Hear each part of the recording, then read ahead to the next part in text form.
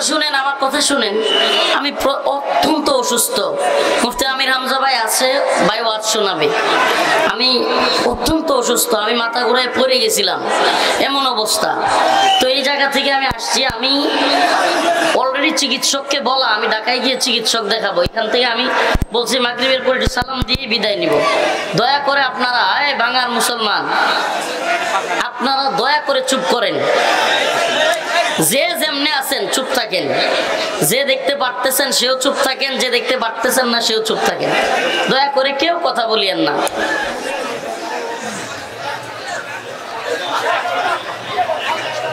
হ্যাঁ, আপনি বাসের ভিতরে ঢুকছেন কে? খুলে দিব বাস। একটু একটু চুপ থাকেন, একটু চুপ থাকেন প্লিজ। একটু চুপ থাকেন, সবাই একটু চুপ থাকেন। আমি আপনাদের সামনে একখানা আয়াতে কারিমা তিলাওয়াত করেছি। ব্যবসায়ী আছেন এখানে কেউ? একটু পোস্টারটা দেন তো। আমি খুতবা পরে আলোচনায় যাব, এটারও কোনো ইয়া হয়নি। রাবেয়া খাতুন মহিলা মাদ্রাসা এতিমখানার উদ্যোগে আয়োজিত আজকের এই বার্ষিক ওয়াজ মাহফিলের সম্মানিত সভাপতি, সম্মানিত প্রধান অতিথি, প্রিয় বড় ভাই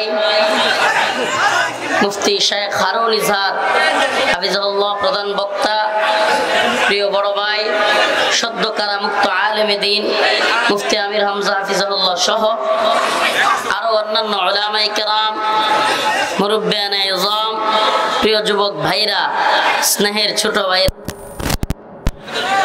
আল্লাহ পাকের দরবারে অসংখ্য অগণিত শুকরিয়া যে আল্লাহ রব্বুল আলামিন আপনাকে আমাকে এই সুন্দর পরিবেশে উলামায়ে কেরামের মুখ থেকে কোরআন সুন্নাহর কথা বলবার এবং শুনবার তৌফিক দান করেছেন।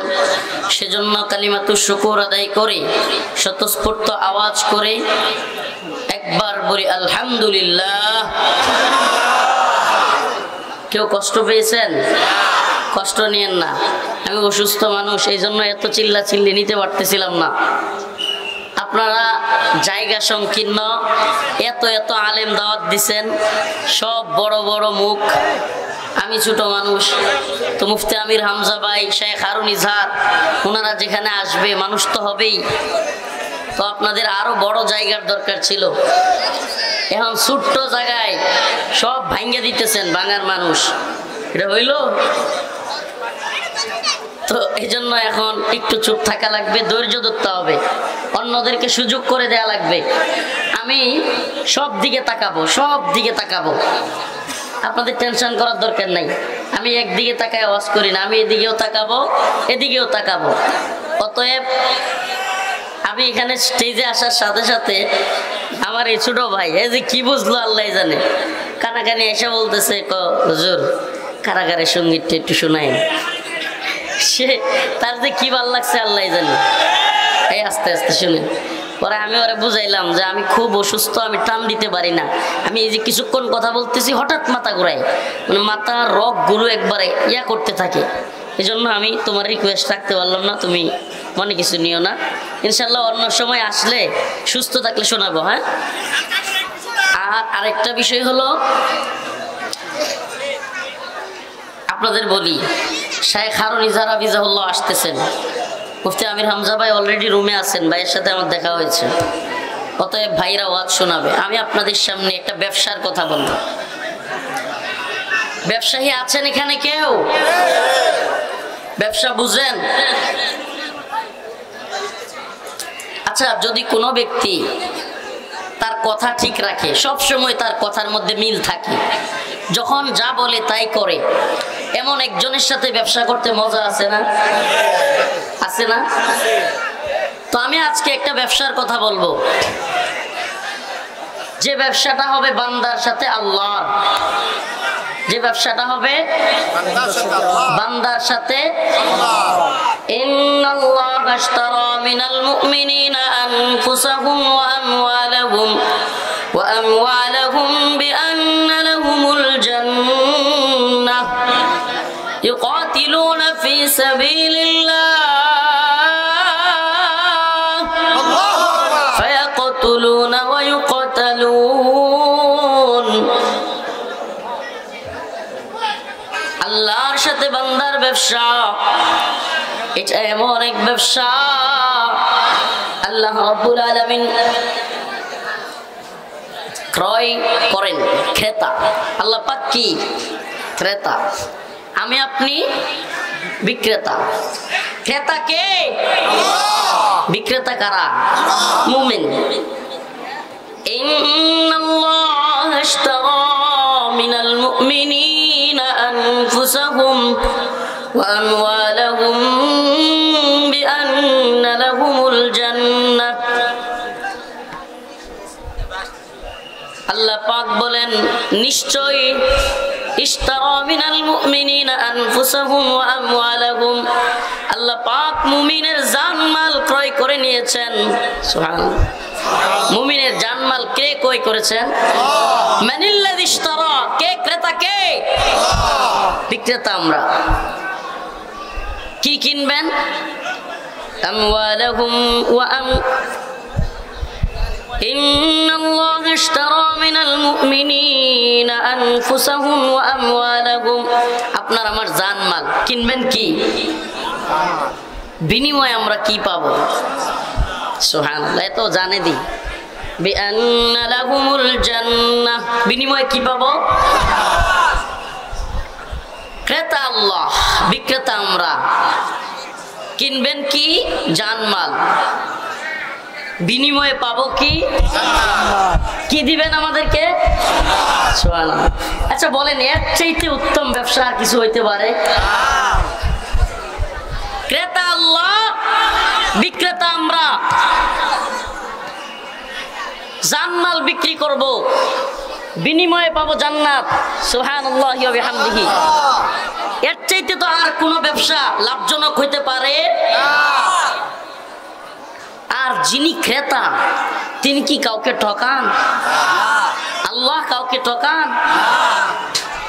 তাইলে ওই ক্রেতার কাছে যদি আমার আপনার জানমাল বিক্রি করে দেই, তবে আমার আপনার জানমাল নিয়ে আর কোনো পেরেশানি আছে? চিন্তা আছে? মুমিন আল্লাহর রাস্তায় জানমাল দিয়ে দিবে, এটা আল্লাহর সাথে ওয়াদা হয়ে আছে, ব্যবসা হয়ে আছে, বিনিময়ে পাবে জান্নাত। তবে আল্লাহ তাআলা তার জানমাল, আমার আপনার জানমাল কোন পথে দিতে হবে সেটাও বলে দিয়েছেন। ফায়াকতুলুনা ওয়া ইউকতালুন, কোরআন সুন্নাহ অনুযায়ী দাওয়াত এবং জিহাদের পথেই আমরা আমাদের জানমাল ব্যয় করব, তাহলে আমরা জান্নাত পাবো। ইন্নাল্লাযীনা আমানু ওয়া আমিলুস সালিহাত কানাত লাহুম জান্নাতুল ফিরদাউসি নুজুলা, যারা ঈমান এনেছে এবং আমলে সালেহ করেছে তাদের জন্য আল্লাহ পাক জান্নাতুল ফিরদাউস, মেহমানদারির জন্য জান্নাতুল ফিরদাউস রেখেছেন। সুবহানাল্লাহ। তাহলে ঈমান আনা নেক আমল করা এবং আল্লাহর কাছে জানমালকে বিক্রয় করা, এটা মুমিনের কাজ, তাই তো? মুমিনের কাজ কি? আল্লাহর জন্য জানমাল সঁপে দেওয়া, দুনিয়াদারের জন্য, দুনিয়ার কোন নেতা নেত্রীর জন্য, কোন শায়েখের জন্য, কোন পীরের জন্য, কার জন্য? আমার আপনার জানমাল কার জন্য? আল্লাহর জন্য। যারা জানমাল সঁপে দেয় তারা একমাত্র কাকেই ভয় করবে? এই ব্যবসা করতে রাজি আছেন তো?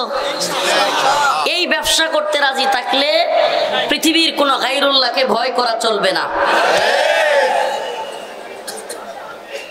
একমাত্র ভয় থাকবে কার?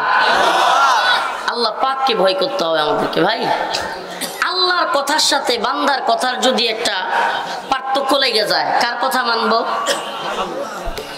আমি কথা বুঝাইতে পারতেছি না। ঈমানের দাবি এটা যে আল্লাহর কথার সাথে বান্দার কথার কি লাগছে?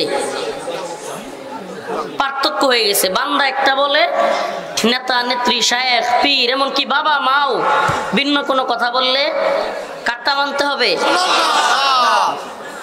হুজুর নামাজ পড়ে বল, আমি অসুস্থ তো, একটু জানাই দিলে ভালো হবে। নামাজ পড়ে বল।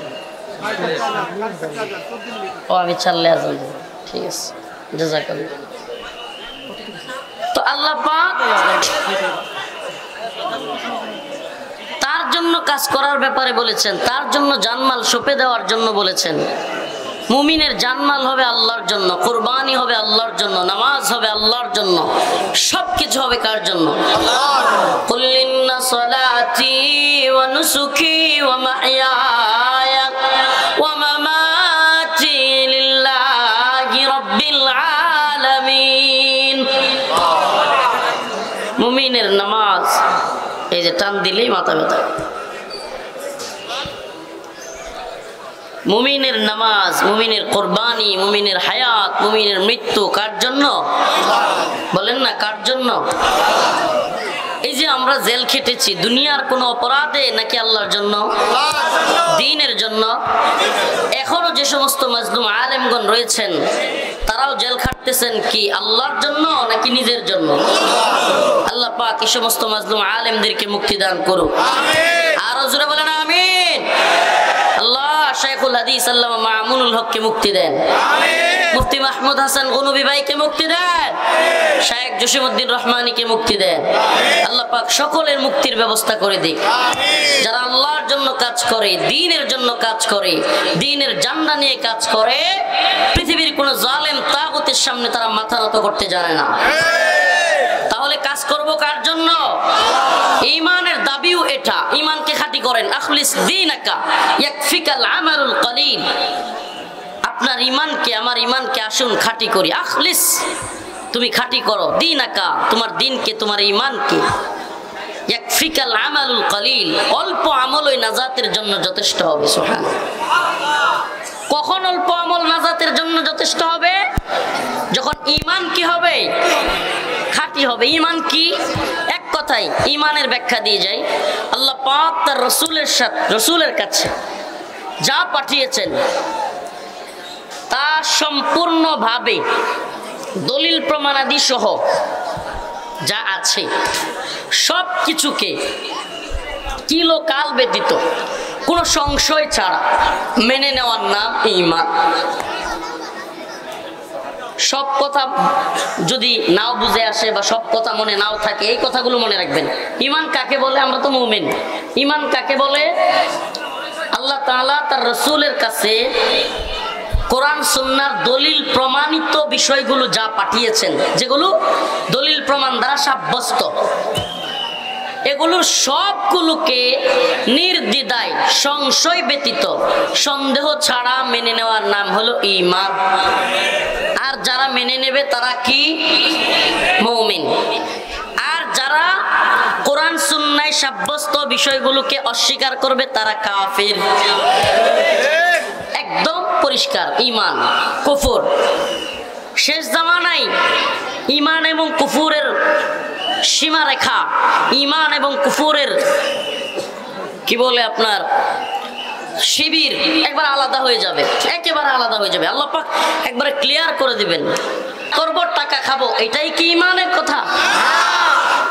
নাকি কথা হবে ময়দানে যেভাবে, আড়ালেও সেভাবে, সামনেও যেভাবে, পিছনেও সেভাবে, এটাই তো ঈমানের হালত। বাধা আসতে পারে, যে কোনো ধরনের বিষয় আসতে পারে, কিন্তু হালত থাকতে হবে কোনটা? ঈমানের। ইন্নাল্লাযীনা ক্বালু রাব্বুনাল্লাহ সুম্মা ইসতাকামু তাতানাজ্জালু আলাইহিমুল মালাঈকা আল্লা তাখাফু ওয়া লা তাহজানু ওয়াবশিরু বিল জান্নাহ। সুবহানাল্লাহ। আল্লাহ বলেন ইন্নাল্লাযীনা ক্বালু, যারা বলে রব্বুনাল্লাহ, আমার রব কে, সুম্মা ইসতাকামু, এবং এই কথার উপর অটল অবিচল থাকে। শুধু এই কথা বলেই না, শুধু এই কথা বলার নাম ঈমান নয়, শুধু এই কথা বলার নাম ঈমান নয়। আল্লাহ পরীক্ষা করবেন, আল্লাহ পরীক্ষা করবেনই। আল্লাহ অন্য এক আয়াতে বলেন আলিফ লাম মিম আহাসিবান নাস আইয়ুতরাকু আইয়াকুলু আমান্না আমান্না আমান্না তোমরা বলবা আমার না আমি ঈমান আনছি, আর আল্লাহ এই কথা বিশ্বাস করে বসে থাকবে? বহুম লাইফ তানুন, তোমাদেরকে পরীক্ষা করা হবে না? শুধু ঈমানদার বলার কারণেই তোমাকে নাজাত দেওয়া হবে না।